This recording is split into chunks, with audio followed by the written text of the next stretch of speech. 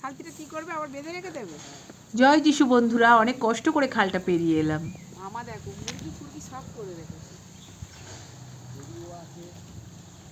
গরু আছে? আচ্ছা, গরু কোথায় মেলতে যাও? তো খাল থেকে উঠে প্রথমেই সামনেই মামার ঘর। আমরা আর ঘরে ঢুকিনি, সোজা মামা এদিকে সব বাগান চাষ করে রেখেছে, দেখতে চলে এসেছি।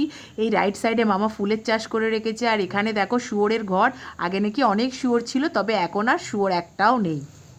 এই যে সেই গরুর আর এর গোবরের একটা গন্ধ পাচ্ছি না, সেই আমার বাবার সামালির কথা মনে পড়ে যাচ্ছে আমার। একদম পুরো সামালিতে যেতাম। খালের ওপারে দেখো সেন্ট মেরি সিস্টারদের স্কুল। সামালিতে এই গরুর গোবর খাটালের এই গন্ধটা পেতে মানে আমার সেই বাবার ছোটবেলার গল্প মনে পড়ে যাচ্ছে।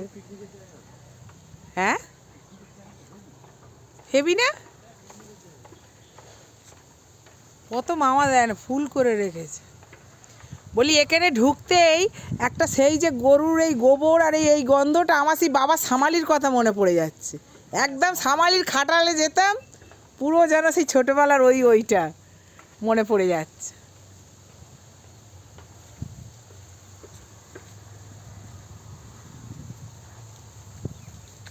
কোথায় গরু?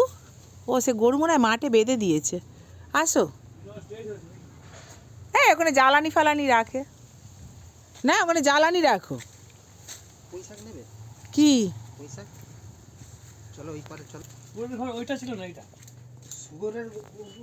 ওটা তো শুয়োরের ঘর, আর তুমি এইটা জ্বালানোর জন্য করে রেখেছো?